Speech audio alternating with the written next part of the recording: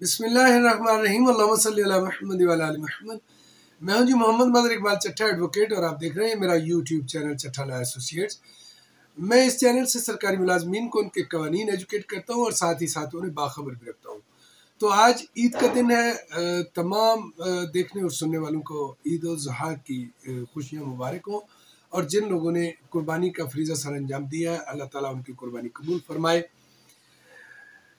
आज छुट्टी का दिन था, इजी मूड था, लेकिन एक अहम खबर आई जो कि जियो न्यूज़ ने भी ये खबर शेयर की है। तो जब जियो न्यूज़ ने इसको शेयर किया तो फिर उसके बाद मैंने भी इसको कोशिश की कि इसको कंफर्म किया जाए, और क्योंकि जियो न्यूज़ अगर कह रहा है तो मोतबर चैनल है तो बात दुरुस्त होगी। तो ये क्या तफसीलात हैं आपसे शेयर करनी है। आपसे गुजारिश है कि अगर आप मेरे चैनल पर नए हैं या आपने अभी तक मेरे चैनल को सब्सक्राइब नहीं किया तो काइंडली सब्सक्राइब कर लें। अगर आप समझते हैं कि ये मालूमात जो है वो मुफीद है तो दीगर दोस्तों से भी शेयर करें। ये है जी खबर ये आई है कि IMF की सख्त शराइत और माली मुश्किलात के पेश नज़र हुकूमत ने सरकारी मुलाजमीन की तनख्वाहों और पेंशन में 5 से 7.5% इजाफे की तजवीज़ दी है। अब इसमें कई दोस्त जो है ना वो परेशान हो जाएंगे कि मैंने इससे पहले जो है कल खबर दी थी वो ये थी कि 30% और 20% इजाफा हो रहा है। तो वो एक कैलकुलेशन थी। इस खबर का भी जायज़ा लेते हैं। इसकी तफसीलात जब देखेंगे तो हमें समझ आएगी कि ये राउंड अबाउट इजाफा जो है 20% और 30% ही है, और 10% जो है पेंशन में इजाफा है। इसमें उन्होंने खबर यह दी है कि इत्तेहादी जमात पीपल्स पार्टी ने हुकूमत से मुतालबा किया है कि तनख्वाहों और पेंशन में 10% तक इजाफा किया जाए। इस तजवीज़ से IMF को भी आगाह किया गया है। मुसल्लह अफवाज के लिए इजाफी मराहत देने की तजावीज़ भी ज़ेर गौर है, जिनमें तनख्वाहों और पेंशन में इजाफा शामिल है। मिसाल के तौर पर रिस्क अलाउंस को पेंशनेबल अलाउंस में तब्दील करने की तजवीज़ मौजूद है, यानी जो रिस्क अलाउंस है उसको भी पेंशनेबल अलाउंस में तब्दील किया जाएगा। 1 जुलाई 2025 से अफवाज को डिफाइंड कंट्रीब्यूटरी पेंशन निज़ाम में शामिल करने पर भी गौर हो रहा है। आपको याद होगा कि तमाम जो दीगर महकमे थे वफाक के सूबे के, उनको डिफाइंड पेंशन जो कंट्रीब्यूटरी पेंशन स्कीम है वो निज़ाम जो है वो मुतारफ़ करा दिया गया था, लेकिन फ़ौज को, जो पाक फ़ौज को इससे अलग रखा गया था और कहा गया था कि इसके लिए जो है ना मज़ीद 1 साल के बाद इन पर इसका इतलाक़ होगा। तो अब इस पर भी गौर शुरू कर दिया कि फ़ौज पर भी इसका इतलाक़ हो जाए। उसके बाद अभी हाँ, इसमें यह बात ज़रूर की है खबर में उन्होंने कि हतमी फैसला नहीं किया गया अभी। ग्रेड 1 से 16 तक के मुलाजमीन के लिए 30% डिस्पैरिटी अलाउंस की तजवीज़, बैरून मुल्क से हासिल करदा फ्रीलांस और डिजिटल सर्विस की आमदन को भी टैक्स नेट में लाने का इम्कान है। मसलन ये जो लोग फ्रीलांस काम करते हैं और डिजिटल काम करते हैं, ऑनलाइन काम करते हैं, तो इनकी जो बाहर से जो पेमेंट्स आएंगी उस पर भी टैक्स लगाने पर गौर किया जा रहा है। तो इसी तरह जो है मकामी गाड़ियों पर 18% GST पर गौर किया जा रहा है।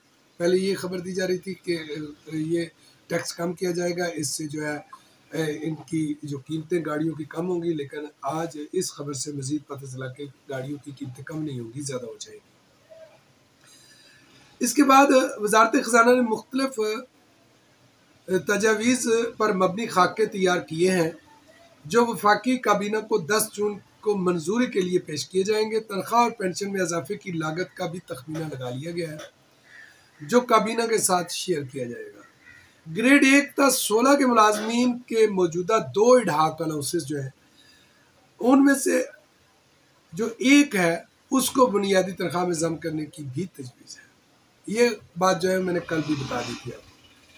उसके बाद अदायगियों की जानब कर्जों की वापसी सबसे बड़ी मद है, जिसकी लागत मौजूदा बजट के इब्तदाई तखमीने में 9,775 ट्रिलियन रुपए से कम होकर आइंदा बजट में 8.1 ट्रिलियन रुपए हो सकती है। खर्च का तखमीना लगाया गया महसूली आमदन के लिए FBR का हदफ जो है वो 14.4 4 ट्रिलियन रुपए मुकर्रर किया गया है, जो कि मौजूदा साल के नज़रसानी शुदा हदफ यानी 12.33 ट्रिलियन रुपए से ज़ायद है।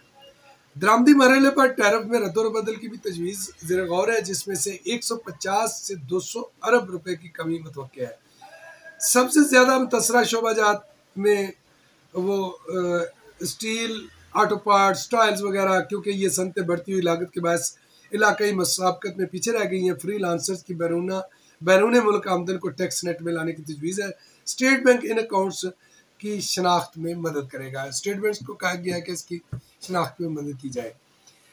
अब तनख्वाहों में इजाफे के हवाले से जो कल मैंने व्लॉग किया था, उस पर भी जो आज ये खबर आई है, बिल्कुल इसमें मिलती जुलती जो है वो एक मुमासलत मौजूद है।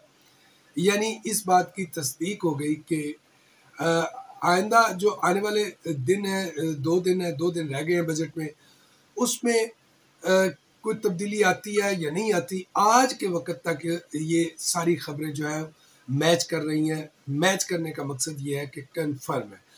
तो तमाम सरकारी मुलाजमीन को 30% और जो ग्रेड 17 से ऊपर के मुलाजमीन हैं उनको 20% इजाफा जो है वो दिया जा रहा है।